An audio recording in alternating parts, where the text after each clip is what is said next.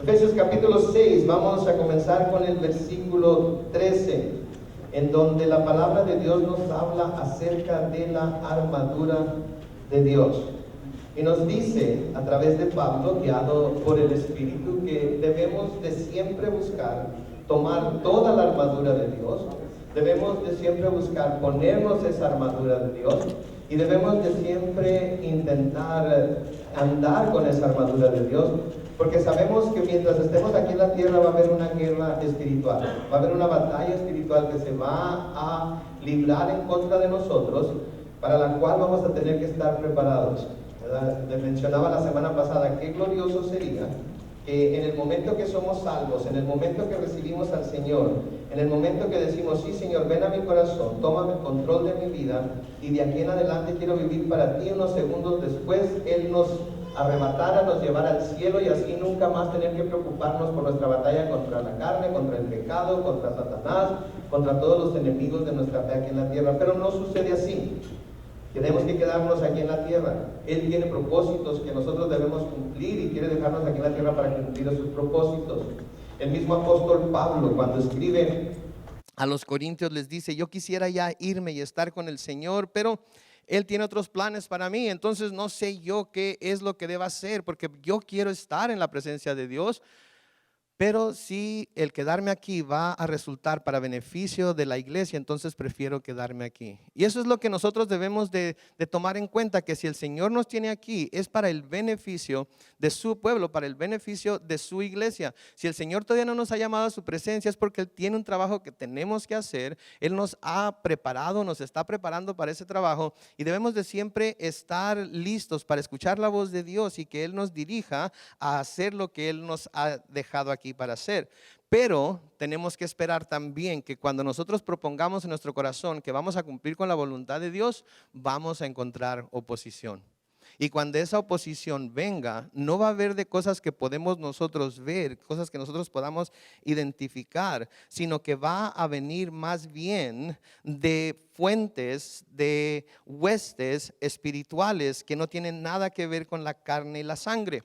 Y si ese es el caso, entonces las armas que nosotros debemos usar, la manera en la que nosotros debemos de luchar con estas huestes, contra estos ejércitos, contra estos enemigos que vamos a tener, deben de ser también espirituales. En el versículo 12 de Efesios 6 dice: porque no tenemos lucha contra sangre y carne, sino contra principados, contra potestades, contra los gobernadores de las tinieblas de este siglo, contra huestes espirituales de maldad en las regiones celestes. Y esa es la principal oposición que tenemos, desde donde recibimos nuestra principal oposición como cristianos. Y cuando tenemos enemigos que parecieran ser físicos, que muchas veces vienen dentro de nuestra propia familia, vienen de dentro de nuestro propio trabajo, vienen de dentro de los círculos en donde nos movemos, podemos estar completamente seguros de que de alguna manera Satanás está influenciando en ellos externamente circunstancias, enseñanzas, doctrinas, filosofías para atacarnos. Por tanto, porque ese es el caso, porque estamos convencidos de ello, entonces Pablo les sigue diciendo a los efesios y a través de esta carta a ellos a nosotros: por tanto, tomad toda la armadura de Dios para que podáis resistir en el día malo y habiendo acabado todo, estar firmes. Ese es el propósito, ¿sí? Es el propósito, mantenernos firmes. ¿Sí? Mantenernos firmes en nuestro caminar con el Señor, mantenernos firmes en nuestra fe, mantenernos firmes en el curso que Él nos ha trazado. Si a veces pensamos que de alguna manera vamos a lograr todas nuestras victorias, vamos a ser victoriosos en todo aquí en la tierra, simple y exclusivamente porque somos cristianos. Pero acuérdense, Cristo ya venció por nosotros. Él ya ha logrado la victoria por nosotros. No tenemos que luchar por la victoria, luchamos desde la victoria que Él nos ha dado. De tal manera que nuestro propósito, la razón por la que nosotros vamos a hacer todo lo que Dios nos dice, es para mantenernos firmes. Sí, debemos de mantenernos firmes y el Señor nos ayuda a hacer eso. Sí, Pablo en Hebreos 10:23, y de hecho no sabemos si es Pablo el que lo escribió. Por la forma en la que está escrito, muchos comentaristas piensan que fue Pablo el que escribió el libro de Hebreos, pero en Hebreos 10:23 se nos dice: mantengamos firmes sin fluctuar la profesión de nuestra esperanza, porque fiel es el que prometió. Y de lo que está hablando aquí es de que nos mantengamos firmemente en curso, de que nos mantengamos firmemente siguiendo lo que la palabra de Dios dice, que no nos movamos ni a diestra ni a siniestra, sino que tomemos la palabra de Dios como se nos está presentando y nos mantengamos firme en ella, creyendo siempre que nuestra esperanza es una esperanza viva, porque fiel es el que prometió todo lo que se nos ha prometido a través de las Escrituras. Entonces, ese es nuestro propósito, permanecer firmes. Si cada mañana tenemos de nuevo que despertarnos con ese propósito en nuestro corazón de mantenernos firmes en nuestro curso, porque vamos a recibir muchas oportunidades de desviarnos de ese curso. Vamos a recibir muchas oportunidades y vamos a recibir mucha oposición, de tal manera que estas huestes van a querer hacernos que nos desviemos a un lado para el otro. Tenemos que mantener el curso. En el versículo 14 de Efesios 6 dice: estad pues firmes, ceñidos vuestros lomos con la verdad y vestidos con la coraza de fe. Dijimos también que ceñidos quiere decir fajados, ¿verdad? En México tenemos ese dicho para los hombres, ¿verdad? Fajes de los pantalones. Mi nana, me acuerdo, y se los recordé la semana pasada, mi nana nos decía eso a mi hermano y a mí, cuando mi nana nos regañaba o algo y empezábamos a lloriquear porque nos pegaba con la vara o nos castigaba o algo, nos decía: fájese los pantalones, pues si fue suficiente hombrecito para robarle los chicles a la tienda de Doña Tuta, fájese los pantalones y recibe el castigo que tiene que recibir. Y de eso es lo que está hablando Pablo aquí. Está diciendo: fájense los pantalones, cíñanse los lomos. ¿Pero con qué? ¿Con cualquier faja? No, con la verdad, y vestidos con la coraza de justicia. ¿Qué es la verdad? La verdad, vamos a ver, ¿qué es la palabra de Dios? Sí, el Señor Jesucristo en Juan 17:17, orando por sus discípulos, pide al Padre que santifícalos en tu verdad, tu palabra es verdad. Tenemos entonces que estar fajados con la verdad. La verdad es lo que tiene que rodear nuestros lomos. La verdad es lo que tiene que fajarnos, cincharnos, mantenernos firmes en los caminos de Dios. La verdad de la palabra de Dios. Cualquier cosa que no se apegue a la palabra de Dios, cualquier cosa que a la luz de la palabra de Dios resulte ser contrario a lo que ésta dice, tenemos que desecharlo. Si no vamos a tratar de conformar la palabra de Dios a nuestra sociedad, de conformar la palabra de Dios a nuestra cultura, de conformar la palabra de Dios a nuestros tiempos, nuestros tiempos, nuestra cultura, nuestra sociedad tiene que conformarse a lo que la palabra de Dios dice. Y si no se conforma a lo que la palabra de Dios dice, debemos entonces de desecharla, porque es uno de esos enemigos que están luchando en contra de nosotros para que no mantengamos nuestro curso firme. Y nos dice: vestidos con la coraza de justicia. La coraza de justicia, una coraza es la armadura que se pone alrededor del pecho y la espalda para cuidar los órganos vitales, como son el corazón, como lo son los pulmones, como lo son los órganos que tenemos, como los riñones, todo ello. Para eso se usaba esta armadura, esta coraza, y nos dice que es la coraza de justicia. ¿Y cómo nos vestimos de la coraza de justicia? Sabiendo que en Cristo Jesús hemos sido justificados. Y no olvidándosenos que en Cristo Jesús, usted y yo, los que hemos puesto nuestra fe en Él, los que hemos creído en Él, los que practicamos esa fe práctica, valga la redundancia, esa fe que se manifiesta en nuestra manera de vivir, en nuestra manera de actuar, en nuestra manera de ver las cosas, ¿sí? Delante de Dios somos justos. Somos justos. Aunque el mundo no nos vea como tal, aunque nosotros mismos a veces no nos sintamos como tal, porque en este cuerpo pecaminoso fallamos, tropezamos y caemos, tenemos que recordar siempre que delante de Dios somos justos, porque hemos sido justificados en Cristo Jesús. Y cuando nos cubrimos con esa coraza de justicia que es de Cristo Jesús, entonces podemos nosotros librar la buena batalla. Pablo les dice a los filipenses en Filipenses 3:8 y 9: y ciertamente aún estimo todas las cosas como pérdida por la excelencia del conocimiento de Cristo Jesús mi Señor, por amor del cual lo he perdido todo y lo tengo por basura para ganar a Cristo y ser hallado en Él, no teniendo mi propia justicia que es por la ley, sino la que es por la fe de Cristo, la justicia que es de Dios por la fe. Entonces no soy justo, no digo yo que soy justo porque yo veo que soy una persona muy buena. No digo que soy justo porque veo que no soy tan malo o tan perverso o no soy peor que los demás. Veo mi justicia, pero la veo no separada ni aparte de Jesucristo. Cuando yo empecé a ver que yo soy justo por mí mismo, cuando yo empecé a ver que yo soy justo por las cosas que hago, cuando yo empecé a confiar en mi propia justicia, he hecho a un lado la gracia de Dios.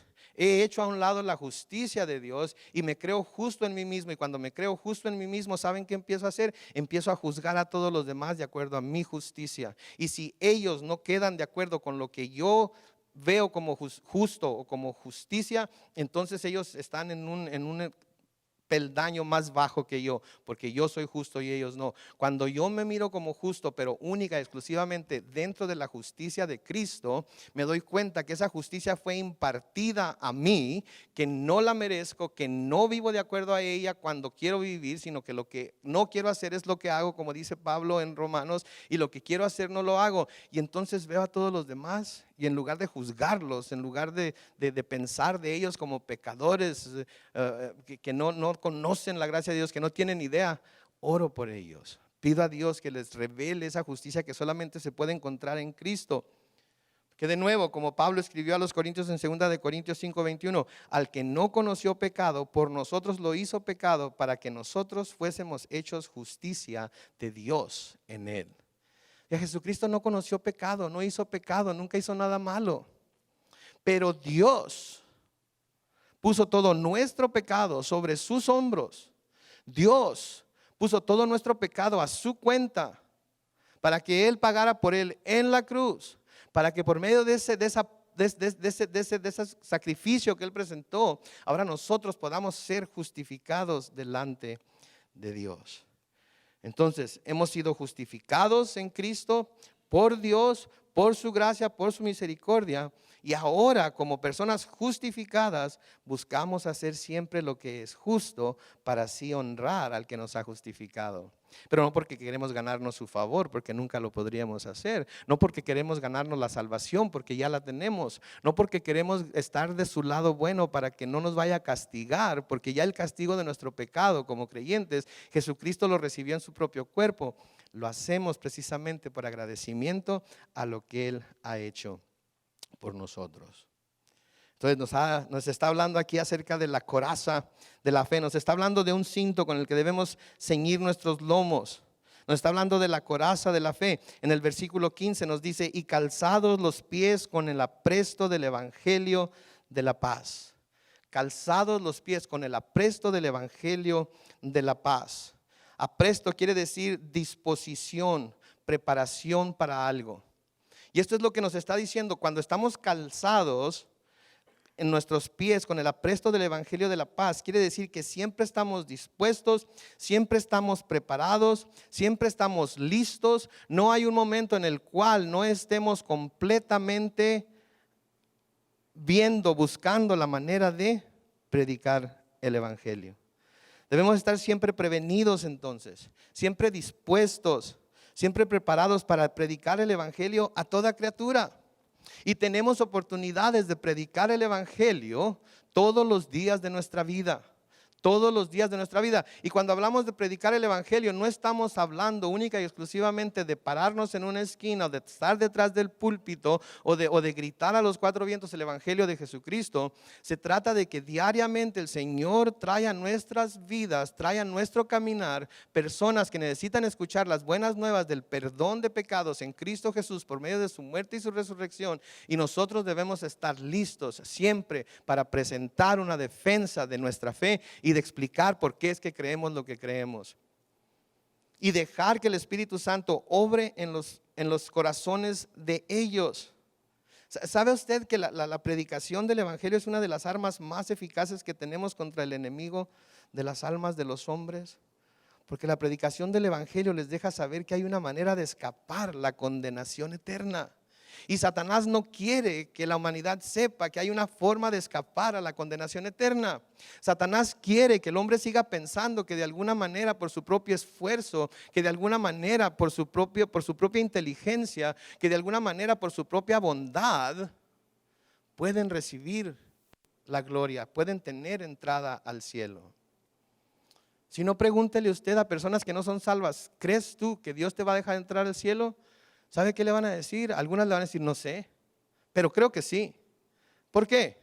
Porque nunca he matado a nadie, porque nunca he robado, porque yo no soy tan malo como otros hombres, porque yo no soy tan mala como otras mujeres, porque sí tengo mis pecadillos aquí y allá, tengo mis faltas aquí y allá, pero comparado con mi vecino, comparada con mi vecina, ellos en realidad son malos, ellos no van a entrar al cielo.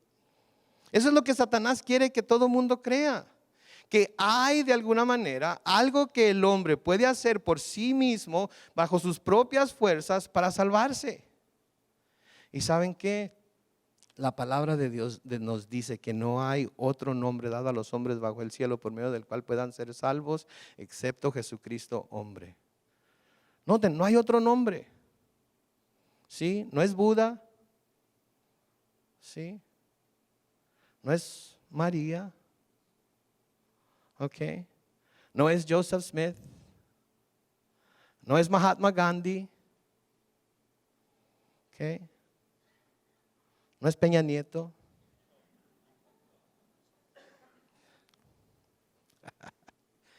No es ningún gobierno.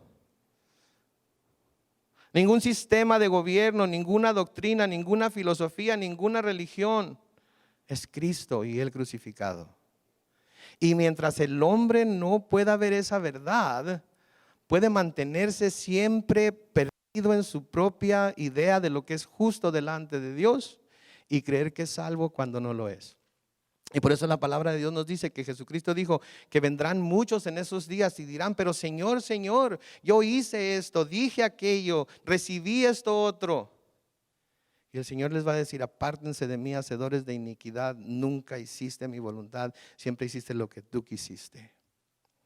¿Por qué? Porque no tenían el conocimiento de la verdad, estaban cegados por Satanás, estaban cegados por el Dios de este siglo. Entonces nuestra predicación del Evangelio es una de las mejores armas, de las armas más eficaces que tenemos para atacar al enemigo de nuestras almas, atacar al enemigo de las almas de los hombres. Porque el Evangelio trae las buenas nuevas de la salvación verdadera que es en Cristo Jesús. ¿Por qué? Bueno, Pablo les escribe a los romanos en Romanos 10, comenzando con el versículo 13. Porque todo aquel que invocar el nombre del Señor será salvo. Pero luego hace una pregunta. ¿Cómo pues invocarán a aquel en el cual no han creído? ¿Y cómo creerán en aquel de quien no han oído? ¿Y cómo oirán sin haber quien les predique? ¿Y cómo predicarán si no fueren enviados? Como está escrito, cuán hermosos son los pies de los que anuncian la paz, de los que anuncian buenas nuevas. ¿Qué quiere decir evangelio? Sí, cuando nosotros tenemos nuestros pies prestos, calzados, listos para ir a predicar el evangelio y estamos completamente determinados de hacerlo, pase lo que pase, nos cueste lo que nos cueste, sí, Satanás tiembla. Porque Satanás sabe que el Espíritu de Dios está en el mundo convenciendo a los hombres de maldad, de pecado y de justicia. Y de que si el Espíritu de Dios ha estado hablando a esa persona a la que ustedes le van a presentar el Evangelio, esa persona tiene una buena posibilidad de aceptar el mensaje del Evangelio y lo vamos a estar arrebatando a esa persona de las garras de Satanás. Y Satanás tiembla cuando ve a un cristiano que está completamente convencido, cuando ve a un cristiano que está completamente dado a la tarea de predicar las buenas nuevas del Evangelio. Tiembla. Tiembla, porque sabe que estamos tratando de arrebatar de sus garras a un alma más. Y Satanás, así como Dios quiere llevar almas al cielo, Satanás quiere llevar almas al infierno para probar que Él es más poderoso que Dios. Para probar que el hombre es un pecador empedernido que no tiene ni la más mínima sensibilidad hacia Dios. Cuando nos ponemos en contra de Él y predicamos el Evangelio, entonces es cuando Él se pone a temblar. Pablo, hablando del Evangelio en Romanos 1, versículos 16 y 17, dice: porque no me avergüenzo del Evangelio, porque es poder de Dios para salvación de todo aquel que cree. Fíjate lo que está diciendo Pablo aquí: no me avergüenzo del evangelio, porque es el poder de Dios para salvación a todo aquel que cree, el judío primeramente y también al griego. Porque en el evangelio la justicia de Dios se revela para fe o por fe y para fe, como está escrito: mas el justo por la fe vivirá. ¿Queremos ver el poder de Dios manifestado a través de nosotros? Prediquemos el evangelio y vamos a ver cómo personas que jamás pensábamos que iban a recibirlo, lo van a recibir. Vamos a ver cómo personas que pensábamos que iban a estar con su mente y corazón completamente cerrados a Él, lo van a recibir y lo van a creer. Yo creo que yo he visto a gente que es sanada. Yo he visto a gente que tiene situaciones difíciles en su vida, que Dios les ayuda a que esas situaciones cambien. Yo he visto a gente que ha pedido por seres amados que han estado enfermos en el lecho de muerte y Dios los ha levantado. Pero ¿saben cuál es el milagro más grande que yo he visto de parte de Dios? La transformación de un pecador como yo. Porque aun cuando nací en un hogar cristiano, aun cuando mi cuna fue puesta en la recámara de un par de padres cristianos, cuando llegué a la edad de la adolescencia, decidí apartarme de Dios, decidí apartarme de los caminos de Dios, decidí ir en contra de todo lo que significaba Dios. Pero Dios nunca me dejó. Dios fue paciente. Y el día en el que me volví a entregar a Dios, el día en el que dije: ok, Señor, estoy cansado de correr, estoy cansado de huir, el poder de Dios vino sobre mí y en mí y ha transformado mi vida. Y creo que ese es el testimonio que todos y cada uno de nosotros que hemos puesto nuestra fe en Dios podemos dar siempre. El milagro más grande que Dios haya hecho es que haya tomado nuestro corazón pecador, es que haya tomado nuestro corazón endurecido, es que haya tomado nuestro corazón que no tenía ni el más mínimo entendimiento de quién es Dios, del poder de Dios, de la gracia de Dios, de la palabra de Dios, y ahora todo tiene sentido para nosotros. Nuestra existencia en la tierra tiene sentido, nuestra vida aquí en la tierra tiene sentido, la palabra de Dios tiene sentido. Tenemos una relación personal con nuestro Creador y a través de Jesucristo tenemos salvación eterna para nuestras almas y tenemos una relación personal con Él a través del Espíritu y tiene sentido. Y esa es una de las manifestaciones más grandes del poder de Dios para con los cristianos. Lo que pasa es que los cristianos siempre andan buscando todo lo sobrenatural, andan buscando todo lo que echa luz, todo lo que brilla, andan buscando todo aquello que de alguna manera se ve como algo así extraordinario. ¿Saben qué? El milagro más grande que Dios puede hacer es el convertir el corazón del pecador y prepararlo para el cielo. Entonces nuestros pies deben estar prestos para llevar las buenas nuevas del evangelio. Versículo 16 de Efesios 6 dice: sobre todo tomad el escudo de la fe con que podáis apagar todos los dardos de fuego del maligno. ¿Saben que Satanás constantemente nos está aventando dardos? Y nos pega continuamente con esos dardos, ¿verdad? Ahí va el dardo de la esposa o por medio de la esposa y llega y cómo duele. Ahí va el dardo del esposo y pega exactamente en donde tiene que pegar y cómo duele. Ahí va el dardo de los hijos, que no tienen por qué ser dardos, pero de alguna manera Satanás los influencia por fuera con la cultura, con la sociedad, con sus amigos. Y los usa como dardos en contra de nosotros y cuando llegan y nos pegan, ¿cómo duelen? Es cuando debemos tomar ese escudo de la fe, porque ese escudo de la fe es el que va a apagar esos dardos. Ese escudo de la fe es el que nos va a mantener firmes. Ese escudo de la fe es aquello que va a cuidarnos, ¿sí? ¿Pero qué es la fe? Tenemos que saber qué es para poder usarla como escudo. Satanás va a intentar por todos los medios de hacernos dudar de Dios, de su poder, de su disposición para cumplir sus promesas. Pero debemos permanecer firmes y la manera en la que podemos permanecer firmes es por medio de nuestra fe. ¿Qué es la fe? Hebreos 11:1 nos dice, es pues la fe, la certeza de lo que se espera, la convicción de lo que no se ve.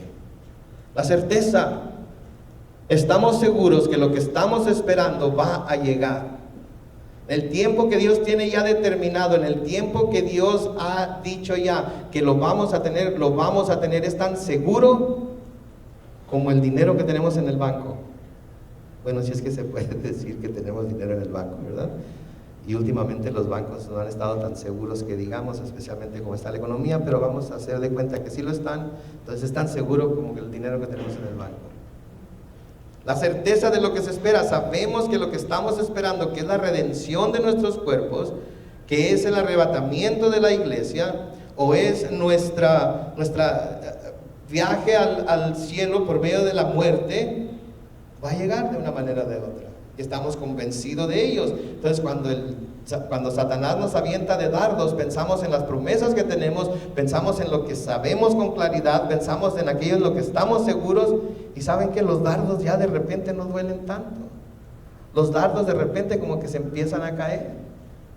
Oh sí, yo sé que estoy pasando por esta situación ahorita, pero la promesa de Dios es que un día voy a estar en el cielo con Él. Y cuando llegue ese día, ya no va a haber llanto, ya no va a haber problemas, ya no va a haber enfermedad, ya no va a haber más situaciones que me vengan a quitar el gozo. Y porque tengo esta certeza de esto que Él ha prometido y que yo espero, ¿sabes qué, Satanás? Sigue aventando dardos. Cada vez que me pegues con un dardo, voy a pensar en lo que está por venir y voy a hacer que ese dardo se apague, y el dolor de ese dardo no va a ser tanto.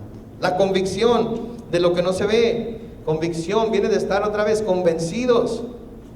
O estamos completamente convencidos de que lo que la palabra de Dios nos dice acerca de nuestra vida aquí, nuestra vida futura es cierto, o Satanás va a estar aventándonos dardos diariamente, y cuando esos dardos nos peguen, esos dardos van a poder empezar a hacer daño, hasta que finalmente nos hagan que nos apartemos de los caminos del Señor. Pero si estamos completamente convencidos, no hay daño que nos pueda hacer. Si ustedes tienen sobre la estufa una olla de agua y el agua está hirviendo y ve que está así el agua brincando, ¿verdad? Sabe que está caliente. ¿Usted está convencido de que si mete la mano se va a quemar? Sí, ¿verdad? Porque puede ver, pero quizás le ha pasado antes. Quizás con agua no tan caliente, pero le ha pasado antes. Cuando hemos disfrutado de las bendiciones de Dios, cuando hemos disfrutado del favor de Dios, cuando hemos visto el poder de Dios manifestado en otras situaciones en nuestra vida, y hemos visto cómo Él ha obrado para que nosotros podamos conocerle mejor y más íntimamente, cuando Satanás nos avienta un dardito por aquí y por allá y estamos convencidos de que Dios está con nosotros, no nos hace tanto. ¿Por qué? Porque mayor es el que está en nosotros que aquel que en el mundo está. Y podemos resistir. Entonces debemos tomar diariamente el escudo de nuestra fe, saber lo que hemos creído, saber en quién hemos creído, y determinar que por el poder de su Espíritu nada nos va a mover de esa fe. Versículo 17 nos dice: tomad el yelmo de la salvación y la espada del Espíritu, que es la palabra de Dios. Yelmo, otra palabra que pudiera significar yelmo, que puede traducirse como yelmo, es el casco. Protección para la cabeza. Tenemos que proteger nuestra cabeza, nuestra mente, y tratar de mantener fuera de ella cualquier cosa que pudiera contaminar nuestra manera de pensar acerca de si somos salvos o no, acerca de si Dios es verdadero o no. En inglés hay un dicho que dice garbage in, garbage out, que quiere decir, si le metes basura, va a salir basura. ¿Okay? ¿Cómo estamos protegiendo nuestra mente? ¿Cómo estamos protegiendo nuestra cabeza? ¿Cómo estamos protegiendo lo que entra en nuestra mente e invade nuestros pensamientos? ¿Sabe usted que usted puede ver algo y queda tan impreso en su subconsciente que jamás se puede olvidar de ello? Quizás usted por un tiempo se olvide de ello, pero vuelve a verlo. ¿Alguna vez no le ha pasado eso? El famoso déjà vu. Yo conozco a esa persona, no me acuerdo, pero la conozco. Me acuerdo de una situación, era exactamente como esta, era la misma hora, en el mismo lugar, era la misma situación. Una vez que algo entra por nuestros ojos, una vez que algo entra por nuestros oídos, es tan difícil quitarla de nuestra mente. Y entonces tenemos que tomar el yelmo de la salvación, saber que somos salvos, saber estar seguros, comprender, entender lo que significa que somos salvos y vivir de acuerdo a esa salvación. Vivir de acuerdo a esa salvación. No más volviendo a los rudimentos del mundo, no más vistiéndonos del antiguo hombre, sino continuando siempre hacia adelante, siguiendo a nuestro Señor, siguiendo a donde Él nos está guiando, siguiendo sus enseñanzas, buscando a través de su palabra, su voluntad, buscándole en oración. Pablo de nuevo escribe a los romanos en Romanos 12:2, no os conforméis a este siglo, sino transformaos por medio de la renovación de vuestro entendimiento, para que comprobéis cuál sea la buena voluntad de Dios, agradable y perfecta. ¿Pero con qué comienza? Con no conformarnos a este siglo. Lo que pasa es que muchas veces nos conformamos a este siglo. ¿Alguna vez ha escuchado a alguien, o quizás usted mismo lo ha dicho, pero es que todo el mundo lo está haciendo? Pero es que todo el mundo lo acepta como bueno. El mundo está evolucionando, la sociedad está evolucionando. Y entre más pasa el tiempo, más gente lo está tomando como aceptable, más gente lo está viendo como bueno, más gente lo está viendo como normal, más gente lo está viendo como la próxima etapa en la evolución de la humanidad. De tal manera que si tanta gente lo está viendo como bueno, ¿qué van a decir de mí si yo lo veo como malo? Comparado con a dónde vamos a ir si aceptamos la injusticia del hombre, y a dónde vamos a ir si aceptamos la justicia de Dios, ¿en realidad importa lo que piensen de nosotros? Porque nosotros seguimos llamando a lo malo malo y a lo bueno bueno, porque seguimos llamando a lo justo como tal y a la injusticia como tal. ¿Nos importa tanto en realidad lo que piense el mundo de nosotros cuando sabemos que este mundo va a llegar el día en el que va a arder con calor ferviente? Y con el favor de Dios, usted ya ha puesto su fe en Jesucristo, por lo tanto no va a estar aquí para pasar por esa experiencia. Cuando vemos cómo está afectando estas maneras de pensar, estas filosofías, estas doctrinas, estas evoluciones de la humanidad a esa próxima etapa, cómo está afectando a la juventud, cómo está afectando a nuestros propios hijos. ¿Nos importa en realidad lo que piensa el mundo? ¿O debemos seguir lo que Pablo nos dice aquí? No os conforméis a este siglo, sino sean transformados por medio de la renovación de vuestro entendimiento. ¿Cómo? La palabra de Dios, la oración, la meditación en quién Dios es, en lo que Él ha hecho por nosotros y lo que esto nos ha ganado. El yelmo de la salvación. El saber que sé con toda seguridad de que soy salvo. Y que mientras esté yo en la mano de mi Señor, no hay nada que me pueda arrebatar de ella. No hay nada que me pueda separar del amor de Cristo.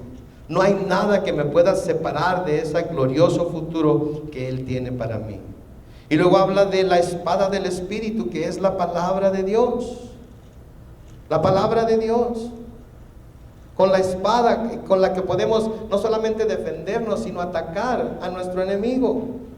¿Sí? Todos recordamos, sin duda, la historia que se nos dice en los evangelios acerca de la tentación de nuestro Señor Jesucristo. ¿Sí?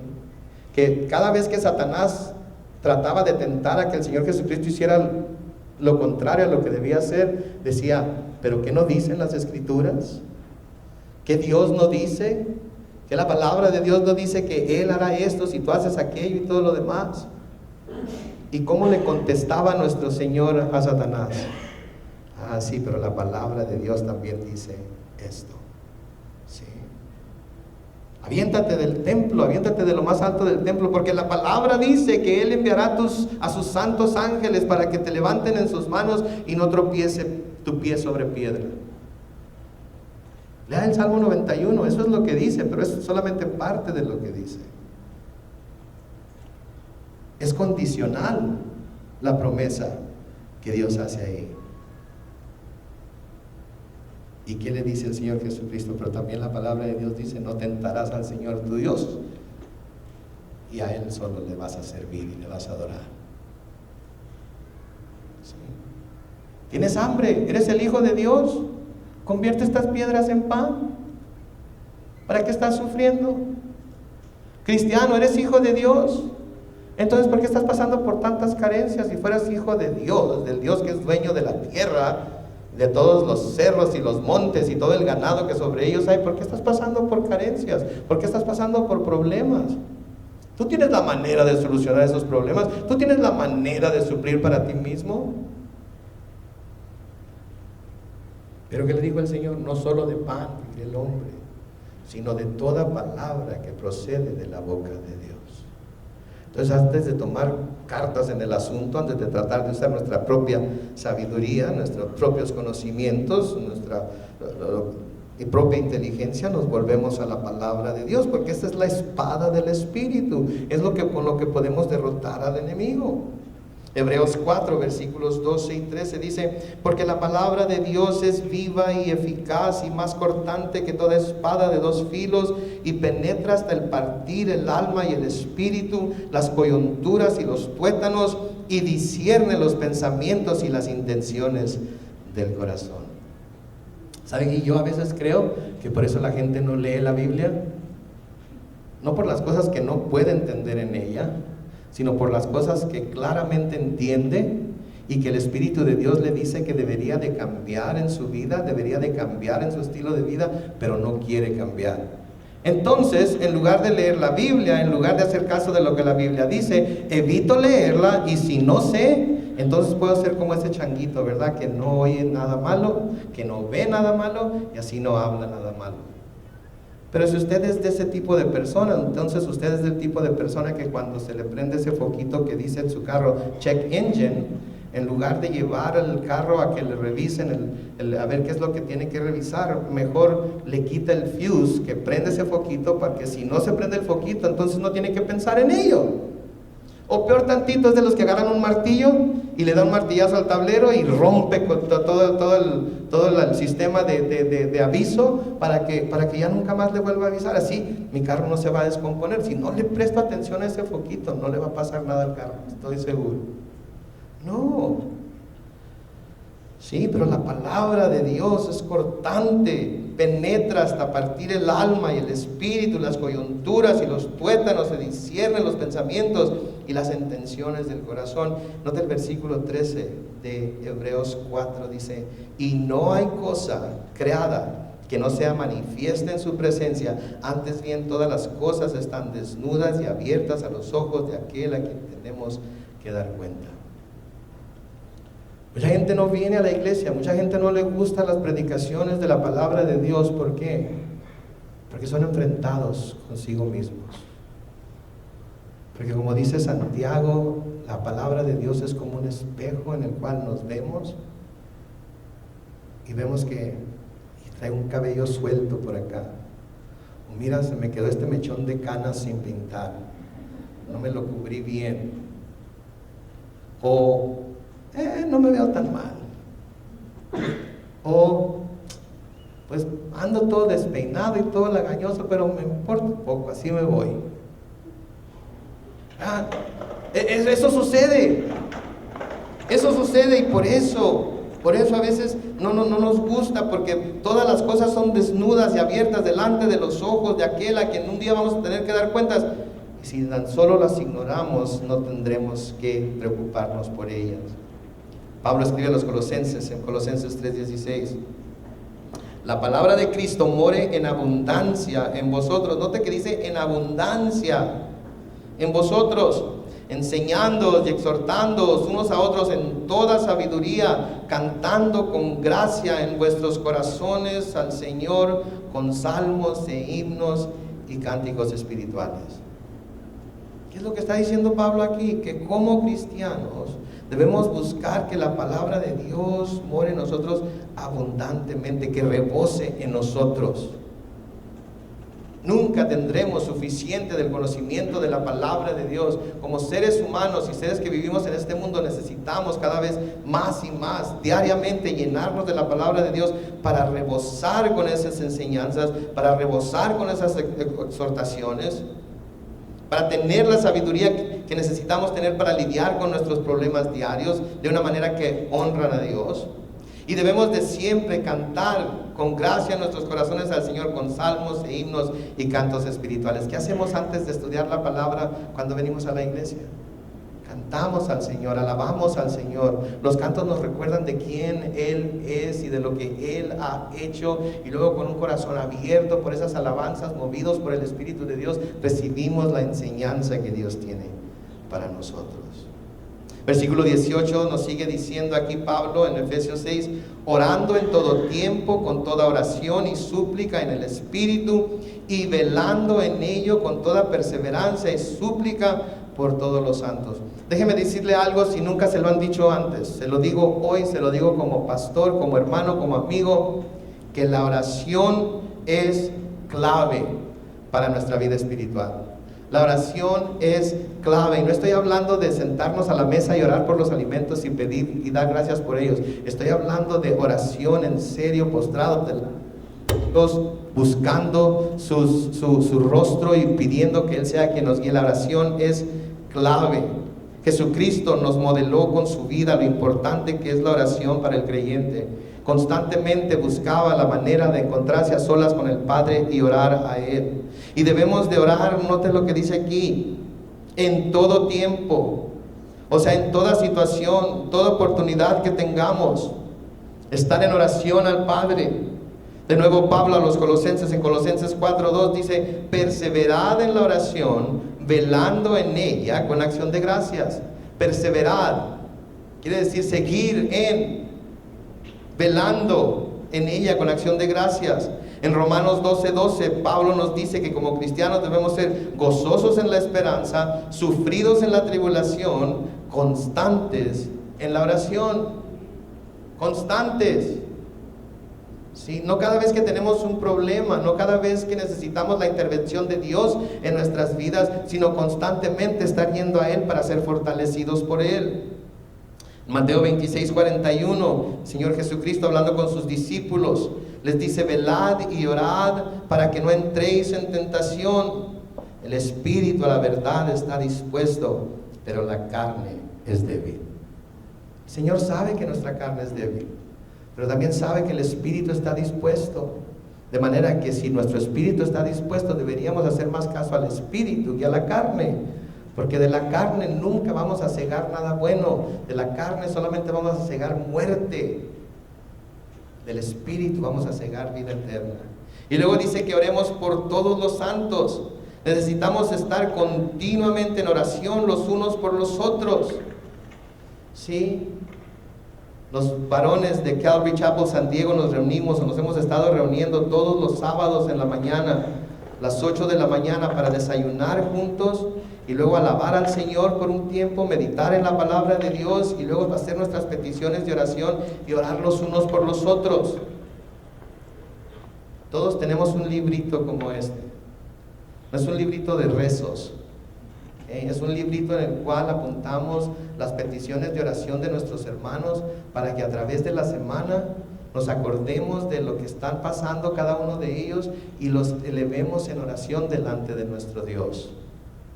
Varones, les invito a todos los que están aquí los sábados a las 8 de la mañana a venir a desayunar. Desayunamos bien rico, desayunamos en abundancia y luego nos disponemos a comer de la comida espiritual también.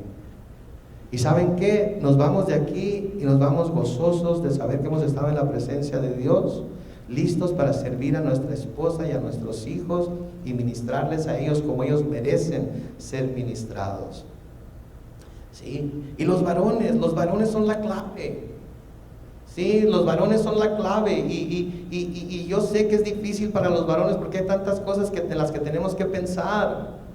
Pero varones son la clave. Note lo que dice Pablo en 1 Timoteo 2, los versículos 1 al 4.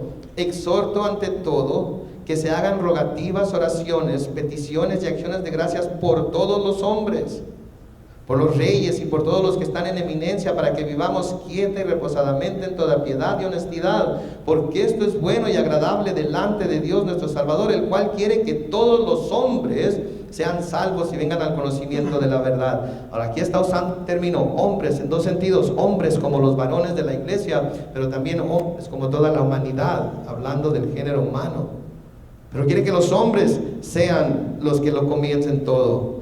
De igual manera en 1 de Timoteo 2:8 dice: quiero pues que los hombres oren en todo lugar, levantando manos santas, sin ira ni contienda. Hombres, nosotros somos los líderes espirituales de nuestro hogar, nosotros somos los sacerdotes de nuestro hogar, y necesitamos, como los sacerdotes del Antiguo Testamento, ir delante de Dios a buscar ser alimentados, fortalecidos con el alimento espiritual, para que nosotros a nuestra vez podamos compartirlo con nuestra esposa, con nuestros hijos, y dirigirlos, guiarlos a los pies de Cristo. Esa es nuestra obligación. Vuelvan a leer en Efesios 5 el papel del esposo. Se van a dar cuenta que es verdad. Dice en el versículo 19: y oren también por mí, a fin de que al abrir mi boca me sea dada palabra para dar a conocer con denuedo el misterio del Evangelio. Pablo sabe que es solamente con el poder de Dios que él va a poder hablar de Cristo, él va a poder predicar el Evangelio como debe de ser. Él va a poder ser en realidad ese embajador de Cristo que Cristo quiere que sea. Versículo 20 de Efesios 6 dice: por el cual, hablando de Cristo, soy embajador en cadenas, que con denuedo hable de él como debo hablar. ¿Saben qué? Como pastor les pido, les ruego, oren por sus pastores. Oren por el pastor Brian, oren por el pastor Bill y por todos los pastores de esta iglesia, para que podamos cumplir con el trabajo que Dios nos ha llamado a hacer, no con nuestras propias fuerzas, sino por las fuerzas del Espíritu. Versículo 21: para que también vosotros sepáis mis asuntos, y lo que hago, todos los hará saber Tíquico, hermano amado y fiel ministro en el Señor, el cual envié a vosotros para esto mismo, para que sepáis lo tocante a nosotros y que consuele vuestros corazones. Paz sea a los hermanos y amor con fe de Dios Padre y del Señor Jesucristo. Y termina en el versículo 24 diciendo: la gracia sea con todos los que aman a nuestro Señor Jesucristo, con amor, note la palabra ahí, inalterable, que no puede ser cambiado. Y termina diciendo: amén. La gracia sea con todos. Solamente cuando se ha recibido la gracia de Dios, se puede vivir en la paz de Dios. Mientras la gracia de Dios no se ha recibido, no se puede vivir en esa paz que sobrepasa todo entendimiento. Entonces, si quieren, si deseamos como cristianos vivir en la paz de Dios, tenemos que recibir su gracia. Amén. Oremos.